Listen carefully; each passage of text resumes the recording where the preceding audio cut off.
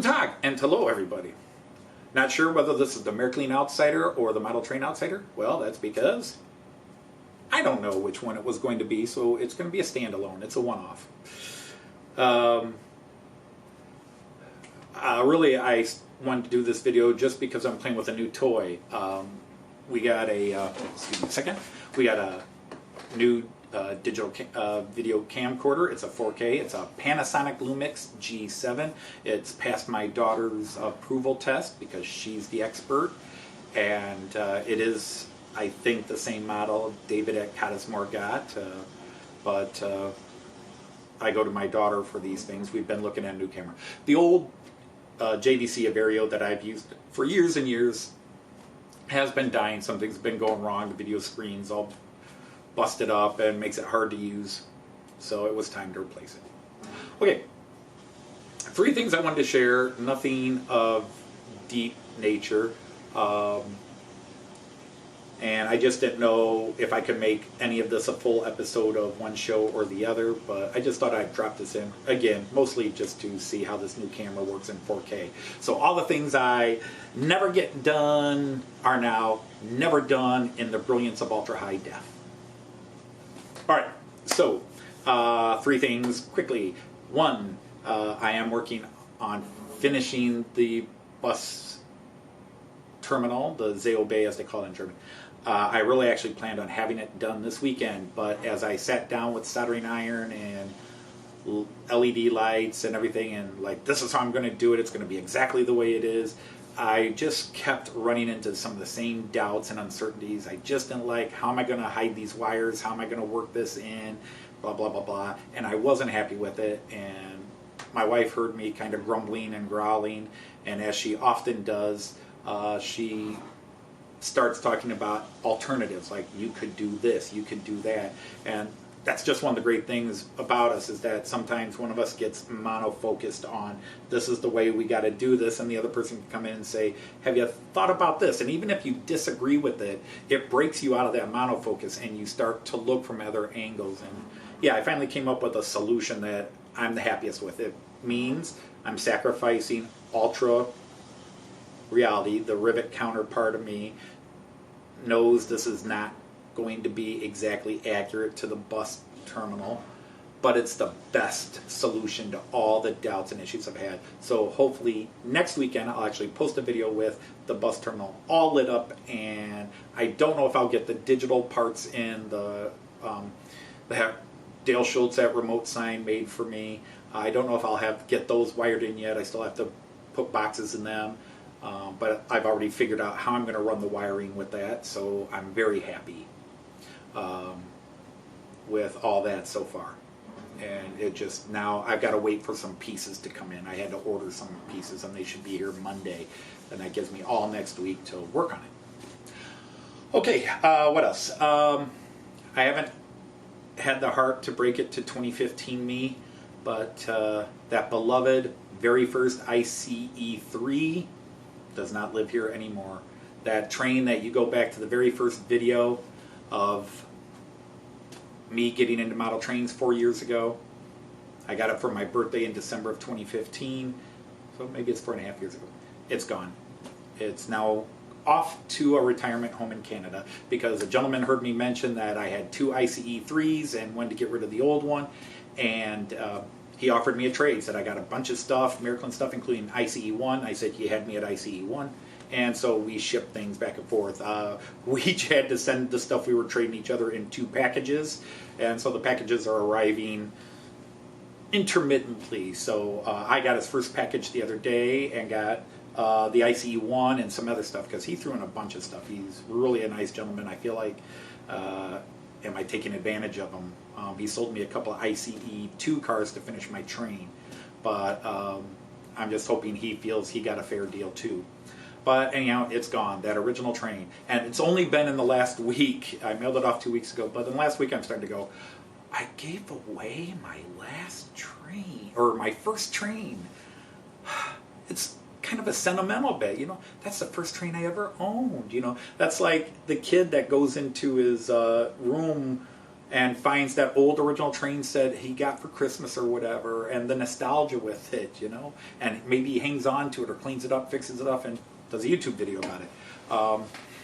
I don't have that experience. I mean, if I had my old Lionel Santa Fe that I last played with in 1972, I probably wouldn't be too sentimental about it. I'd probably say, hey, look, here's the first train I played with, and this is why model trains bored me.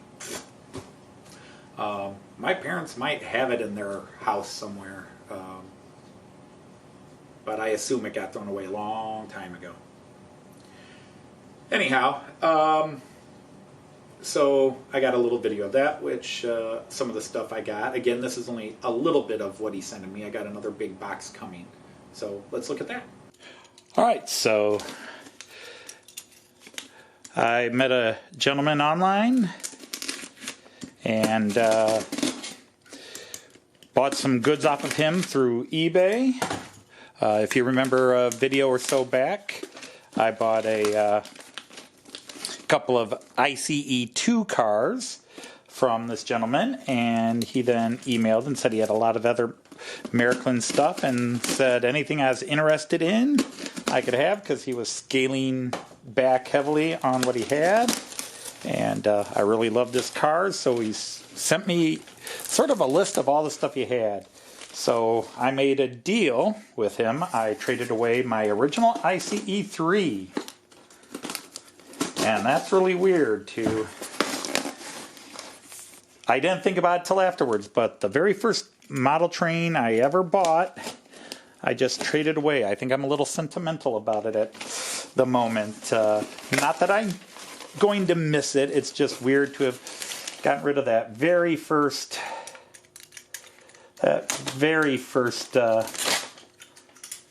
train I ever owned. Okay, so let's see what's in the box. He was going to send me a lot of things. Okay, let's take out the big thing. So that is a bridge that matches one I bought at a toy show recently. I saw he had it and said, yep, I would like that. Maybe I should put it in screen here. Okay. And an overpass, because I'm thinking of building one of these. So one way or the other, I should put these in camera. I'm not behind the camera anymore. I'm to the side of it. It's a different format camera. For those of you who care, I bought a Panasonic Lumix G7. I bought the basic version. So I'm trying to get used to it. That's what this video is about. Now, this is what I was really, really looking for. He sent me the shell of an ICE1, ICE2 car because he had this. He bought this. He sent me a shell of an ICE1, ICE2 passenger car because he picked this up as a spare part to work on one that had some problems with it, but he said it didn't fit, but he'd send it with me to see if I liked it better. He even got some nice rubber tires, grips, and some trees. This is all stuff he just threw in. This is he had a bunch of street lights, and I said, yeah, I'll take those. I will find some place to put them. So all kinds of street lights. So I will find a place for those either in Delmenhorst or Bremen/Hanover. And a Hapag-Lloyd container car to go with my freight train that I was just featured in that massive running session I put up the other day. Now again, that was all bonus stuff. The stuff I was after is right here. This is what I was trading them for. I traded my ICE3 and got... Gotta learn. I'm trying to learn. I've got an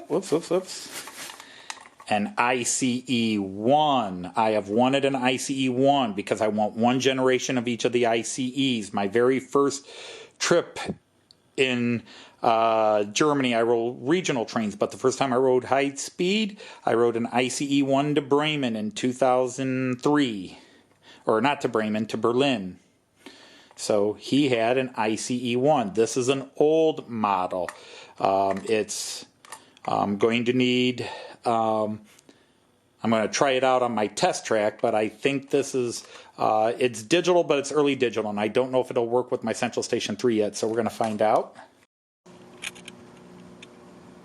Alright, so I just put the ICE 1 over here. I can't run it or put it through its paces. It is a non-modern digital, so I am going to send it out and get it chipped and get some of the lights fixed. It does power up, but at this point it doesn't run. But you can tell it's an ICE 1 because if you look real close here, trying to get the focus, come on, fight it, nope. Hopefully you can see it. It's hard to see on a small screen. It's got a little pink stripe under the red stripe. There's a little grayish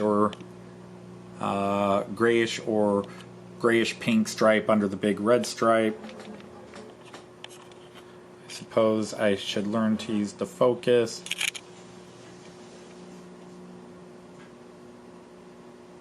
It's struggling too much. Oh well. But so I can't give you a really good running session with it.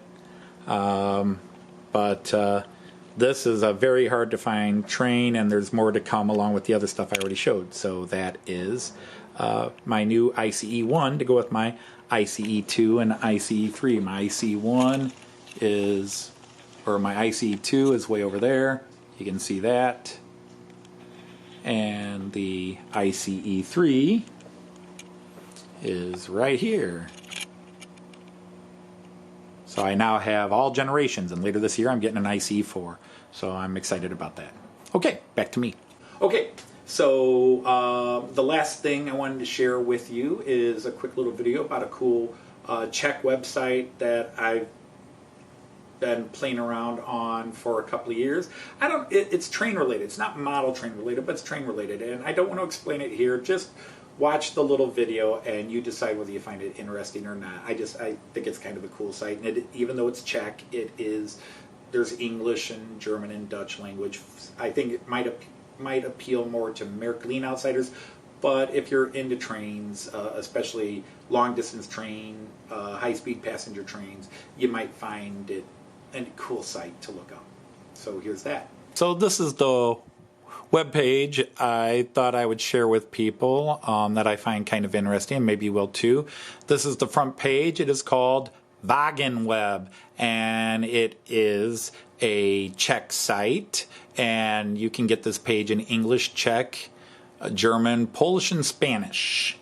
And what this is, it's a web page dedicated to showing the consist of all of continental Europe's high-speed and long-distance trains, and not just current, but it goes back through the years. Now, I've got a page preset, but they also have a forum where people will ask questions and or offer new information, but I just quickly want to show how this works.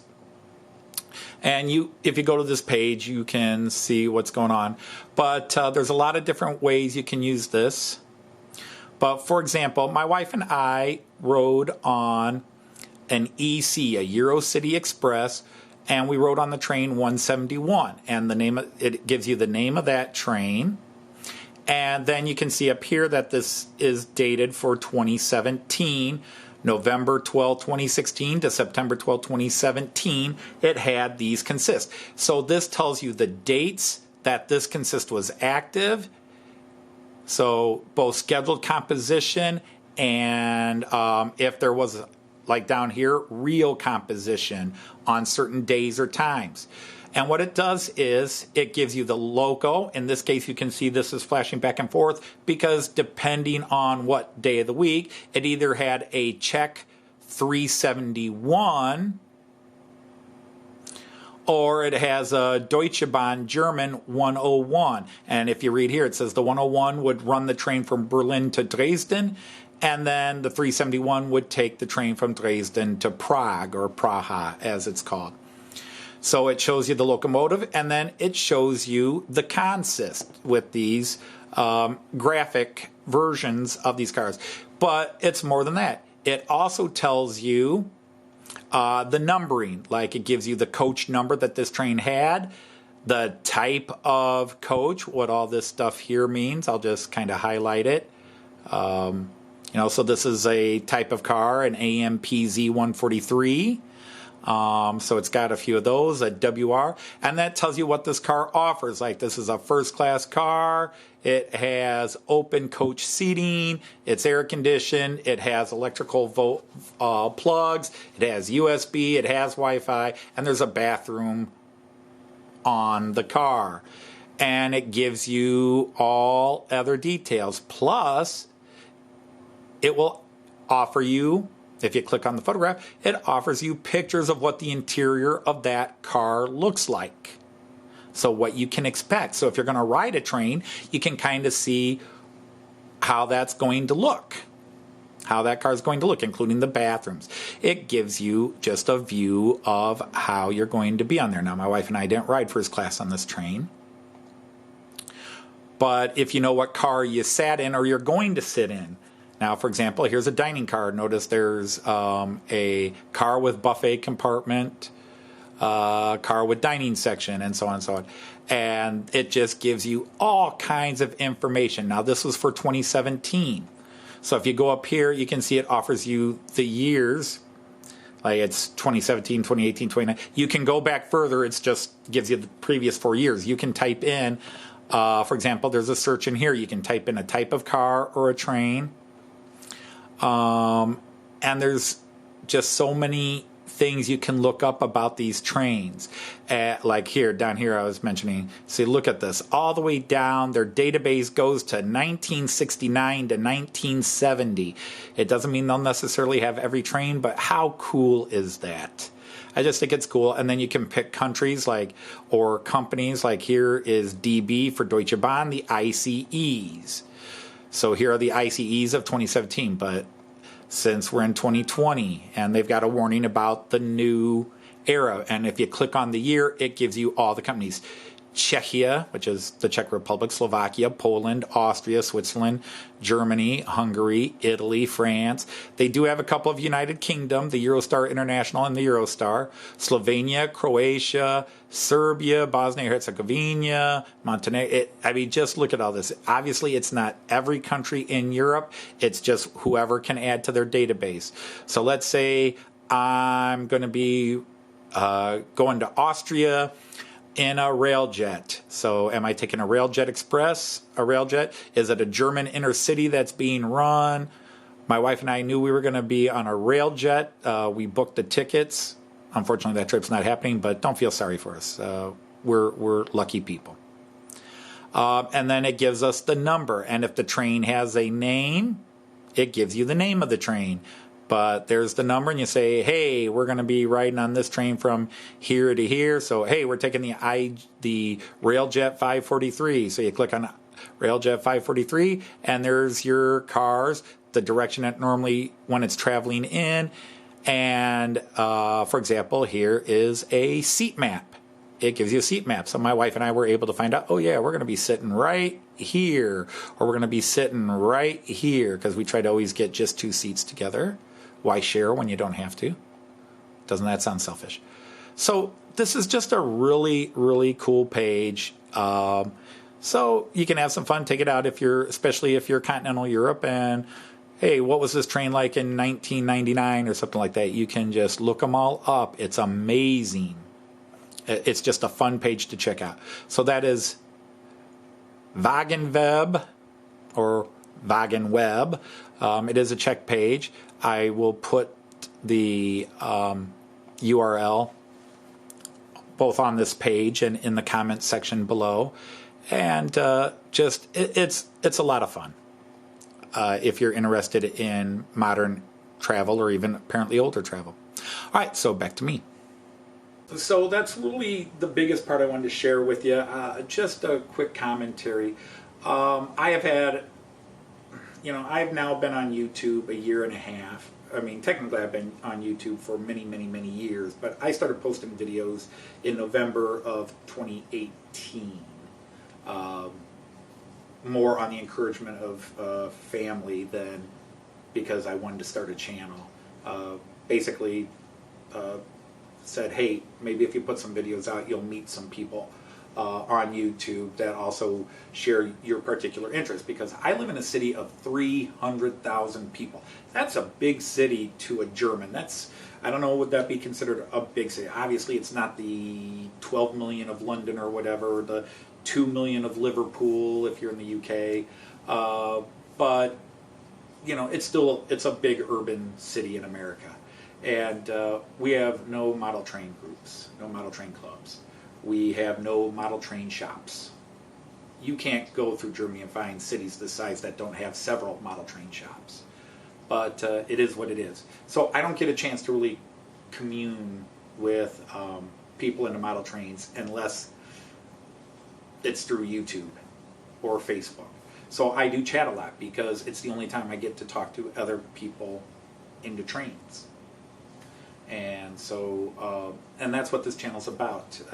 I've had a lot of new subscribers, and I have gotten some emails.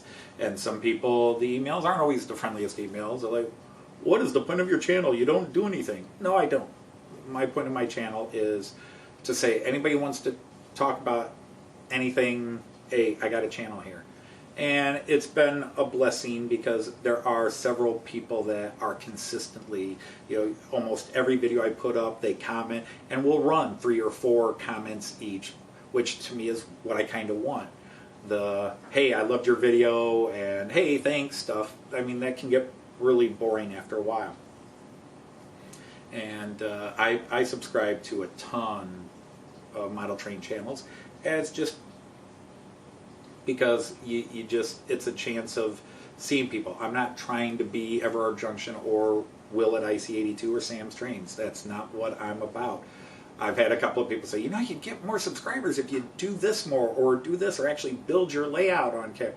I'm not after subscribers, people. It's not what this channel is about, which is why I'll get 10 people join in a week and 10 people will drop in a week, because they see it's a model train channel and they're looking for either the Everard Junction, New Junction stuff, or they're looking for maybe Will or Sam's.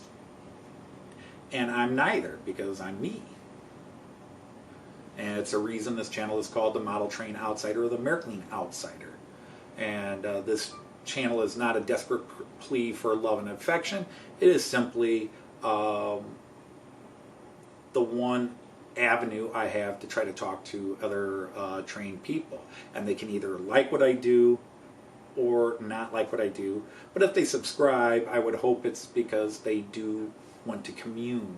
I don't like pity subscriptions. I don't like polite subscriptions, so I might be chasing off a few. You know, hey, you subscribe to my channel, I'll subscribe to yours. Yeah, no, if you don't find anything in my videos worth watching, don't subscribe.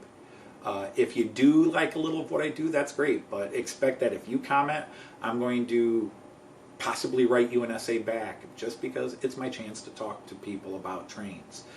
My family, they are wonderful, but they're not all running layouts. They are very supportive of this hobby, but you know, they're like, okay, Dad, you've been talking for an hour about this, and could we please watch our movie now?